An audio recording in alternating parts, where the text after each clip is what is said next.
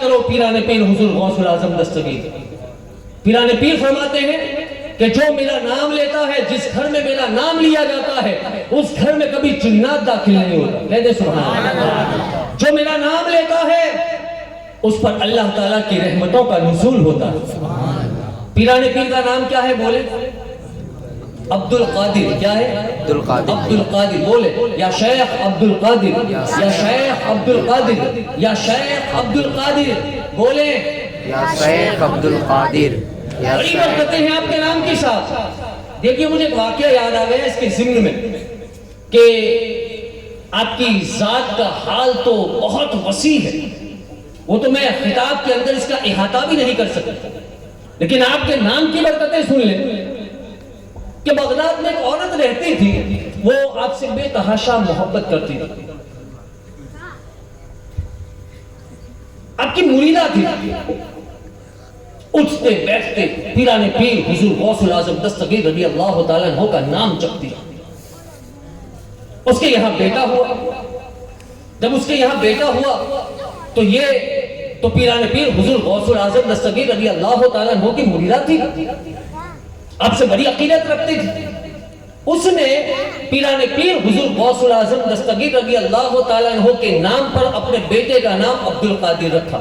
کہتے سبحان اللہ۔ ابھی تو عبد القادر نام دیا جائے لوگوں کو پرانا لگتا ہے، کہ صاحب کوئی نیا نام لے کر آؤ، نیا نام لے کر، صاحب نیا نام کون سا دیں آپ؟ کون سا نیا نام؟ انہی ناموں میں برکتیں ہیں۔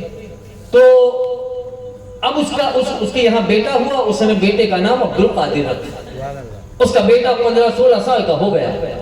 جب 15-16 سال کا ہوا، غریب عورت تھی تو اس نے اپنے بیٹے کو ایک کپڑے کی دکان کے اوپر نوکری پر رکھ دیا۔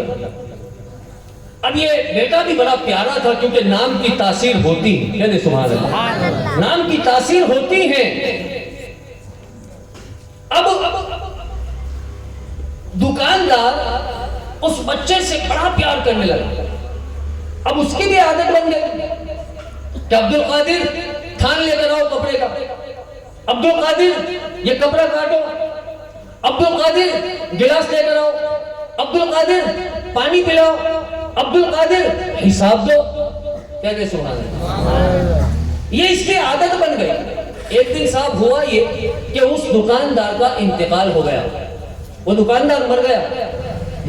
وہ دکاندار خود ہی کہتا ہے کہ جب مجھے قبر کے حوالے کیا گیا اور میری قبر کے اندر فرشتے آ گئے، میری قبر کے اندر فرشتے آ گئے، جب میری قبر کے اندر فرشتے آ گئے تو فرشتوں نے آتے ہی سب سے پہلا سوال کیا، من ربوں کا، بتا تیرا رب کون ہے؟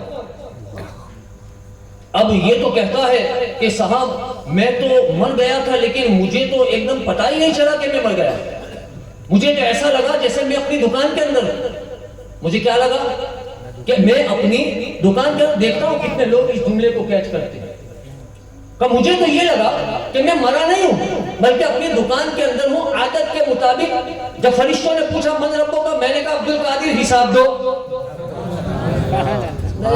نہیں سمجھا عبد القادر حساب دو۔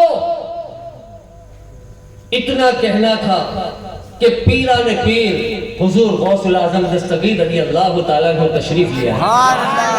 یہ کس کا عرس ہے؟ کس ذات کی جلوہ گری ہے؟ یہ کس کا عرش ہے؟ کس ذات کی جلوہ گری ہے کہ جس کا نام سنتے ہی نبی کی یاد آئی ہے؟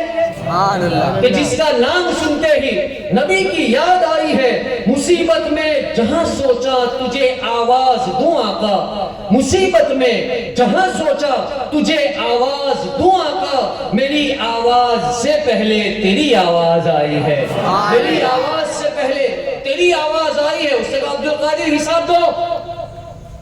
پیران پیر آ گیا، یہ تو کفن میں لپٹا ہوا تھا۔ فرشتوں سے پوچھا بھائی کیا ہوا؟ کم اس کا حساب لینے کے لیے آئے، کہا ٹھیک ہے لو حساب۔ کمن ربوں کا، آپ نے فرمایا جواب دو کہ ربی اللہ، کہنے سبحان اللہ۔ اس نے کہا ربی اللہ۔